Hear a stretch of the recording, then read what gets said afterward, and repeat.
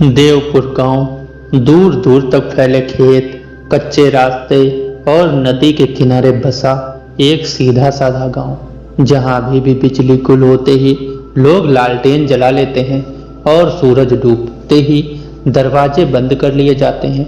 गांव के बीचों बीच एक पुराना टूटा फूटा मंदिर है। उसका नाम है शिव मंदिर। किसी जमाने में वहां बड़ी भीड़ लगती थी, पर अब बस एक वीरान खंडहर जैसा, जिसकी दीवारों पर जाले और छत पर चमगादड़ लटकते हैं। किसी ने कहा था शिव जी इस जगह को छोड़ चुके हैं, लेकिन उस रात सब कुछ बदल गया। रात के करीब 2 बजे थे। पूरा गांव सोया हुआ था। चारों तरफ सन्नाटा, बस दूर से कुत्तों के भौंकने की आवाज और कभी कभी हवा में उड़ता पत्तों का सरसराहट। बूढ़ा हरिया, जो मंदिर के पास ही रहता था, अपनी खाट पर लेटा नींद में था। तभी उसे कुछ आहट सुनाई दी। उसने धीरे धीरे आंखें खोली। मंदिर की तरफ से कोई साया आ रहा था, लंबा, सफेद, कपड़े में लिपटा हुआ। और सबसे अजीब बात, उसके पीछे धूप की खुशबू आ रही थी। लेकिन इतनी रात को। हरिया उठकर बैठ गया, पर डर के मारे खड़ा नहीं हो पाया। उसने अपनी आंखें मिचमिचा कर देखा। वो साया मंदिर के अंदर घुस गया और दरवाजा अपने आप बंद हो गया। कुछ ही देर बाद मंदिर से आरती की धीमी आवाज आने लगी। हर हर महादेव। हरिया कांपने लगा। सुबह तक उसकी आंखों में नींद नहीं आई। अगले दिन मंदिर के बाहर हलचल थी। गांव की औरतें जमा थी, बच्चे दीवार से झांक रहे थे। हर किसी की जुबान पर एक ही बात, संत बाबा प्रकट हुए हैं। कहते हैं रात को मंदिर में भगवान के आदेश से एक साधु आए हैं। पूरा शरीर भभूत से ढका है और आंखें बंद रखते हैं। साक्षात शिव भक्त हैं। किसी को छू लें तो सारे पाप कट जाए। रामदीन की बीवी ने तो कहा कि उनके माथे पर हाथ रखा और उसका सिरदर्द ही ठीक हो गया। हर किसी की आंखों में उम्मीद थी, जैसे सच में कोई भगवान उतरे हों। और फिर मंदिर का दरवाजा खुला। वो साधु बाहर निकले। लंबा कद, आंखें अब भी बंद, भभूत से सना चेहरा, रुद्राक्ष की माला, गेरुआ वस्त्र। सन्नाटा सा छा गया। औरतें हाथ जोड़कर बैठ गई। बच्चे घबरा कर पीछे हट गए। बाबा ने बिना आंखें खोले कहा, मैं यहाँ नहीं आया, मुझे बुलाया गया है। शिव जी की इच्छा थी कि इस पवित्र भूमि को फिर से जागृत करूं। लेकिन जो आने वाला है उसके लिए गांव को तैयार रहना होगा, क्योंकि हर चमत्कार के पहले परीक्षा होती है। बाबा का स्वर गूंजता रहा और सब झुकते गए। उसी शाम एक लड़की, रूपा, मंदिर की तरफ गई। कहा गया बाबा ने उसका नाम लिया है, देवी ने उसे चुना है। पूजा में सबसे पहले उसी की बलि। बलि? नहीं नहीं, यह शब्द किसी ने नहीं कहा। पर रूपा अगली सुबह तक घर नहीं लौटी। दोस्तों, असली कहानी यहीं से शुरू होती है। रूपा नहीं लौटी थी। सुबह जब उसकी माँ ने देखा कि बिस्तर खाली है, तो सोचा शायद खेत पर गई होगी। दोपहर बीती, शाम हुई, लेकिन कोई अता पता नहीं। गांव में खबर फैल गई, रूपा बाबा की पूजा में शामिल हुई थी। देवी की कृपा उस पर हुई और अब वो विशेष साधना में है। लोगों की आंखों में ईर्ष्या और श्रद्धा एक साथ चमक रही थी। कोई कहता, हमें भी बुलाएं बाबा, मेरी बेटी भी दुखी है बाबा, कृपा करें। लेकिन हर किसी को मना कर दिया गया। देवी स्वयं बुलाती हैं, ये बाबा का कहना था। 3 दिन बीत गए। रूपा के घर में चूल्हा नहीं जला। उसकी माँ रो रो कर सूख गई थी। पर जब भी पूछने मंदिर गई तो बाबा के चेले कहते, माँ, अब तुम्हारी बेटी साधिका बन गई है, सांसारिक रिश्तों से ऊपर उठ गई है, उसका लौटना अब असंभव है। माँ बेहोश हो गई। लेकिन गांव वालों ने उसे समझाया, तू धन्य है, तेरी बेटी अब देवी की साधना में है, इससे बड़ा सौभाग्य क्या होगा। रात का वक्त, मंदिर के भीतर अंदर जल रहा था एक यज्ञ कुंड। बाबा अकेले बैठे थे। उनके चेहरे पर एक विचित्र सी मुस्कान थी और उनके सामने वहीं रूपा बैठी थी, आंखें लाल, चेहरा थका हुआ, डर से कांपती हुई। बाबा बोले, अब डर कैसा, तू देवी की दासी बन चुकी है। यह शरीर अब साधना का माध्यम है, तुझे समर्पण करना ही होगा। रूपा कुछ बोल नहीं पा रही थी। उसने बाबा के पास भागने की कोशिश की, लेकिन दरवाजा पहले ही अंदर से बंद था। बाबा ने अपनी आंखें खोली और धीरे से कहा, देवी देख रही है, यदि तूने मना किया तो पूरा गांव श्रापित हो जाएगा। इधर गांव में बाबा का जादू और फैल रहा था। रामलाल का लड़का ठीक हो गया था। कहते हैं बाबा ने उसके सिर पर हाथ फेरा था। सावित्री की शादी पक्की हो गई थी। बाबा ने कोई मंत्र दिया था। हर बात को लोग चमत्कार कहकर मानते जा रहे थे और बाबा अब रोज रात किसी नई लड़की का नाम लेता। देवी ने अब उसे बुलाया है, देवी ने अब इसे बुलाया है। लड़की के घर वाले बाबा के चरणों में गिरते और अगली सुबह वो लड़की लापता हो जाती।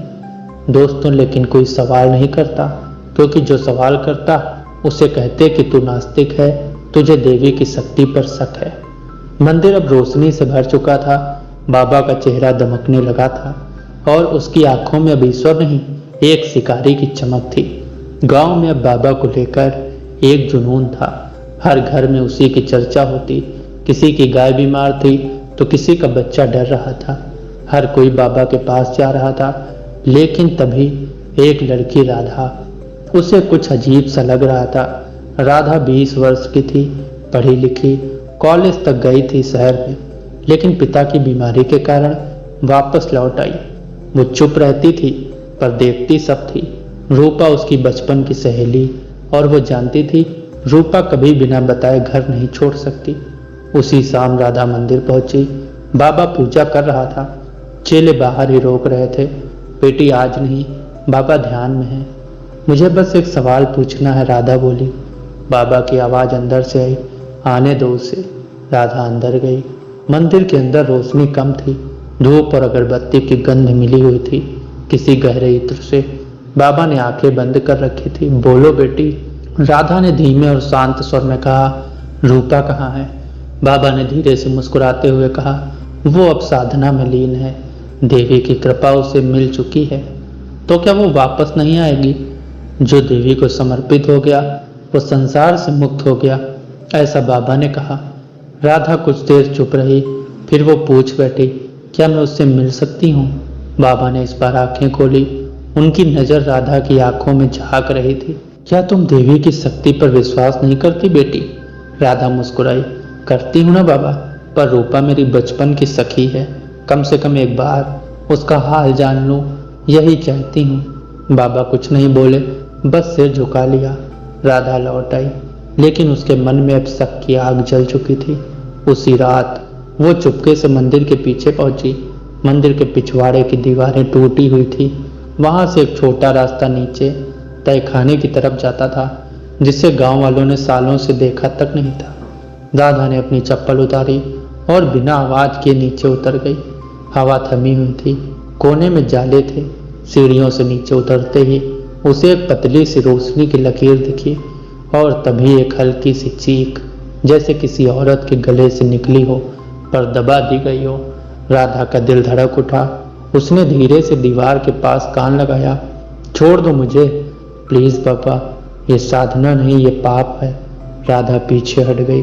उसकी सांसें तेज हो रही थी। अब शक नहीं रहा, अब यकीन था कि बाबा ढोंगी है और वहां कुछ बहुत गलत हो रहा है। राधा की सांसें अब तेज थी। उसने जो सुना वो उसकी कल्पना से कहीं ज्यादा डरावना था।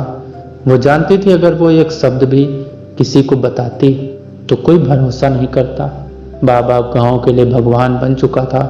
जो भी उस पर उंगली उठाता उसे लोग पापी कह देते, लेकिन राधा ने फैसला कर लिया था वो चुप नहीं रहेगी। अगली सुबह गांव में अफवाह फैल गई कि राधा पागल हो गई है। कहती है बाबा ने कुछ गलत किया है। अरे वही बाबा जिसने रामलाल के बेटे को ठीक किया। राधा को ताने मिले। उसकी माँ तक ने कहा, बेटी तेरा दिमाग फिर गया है क्या?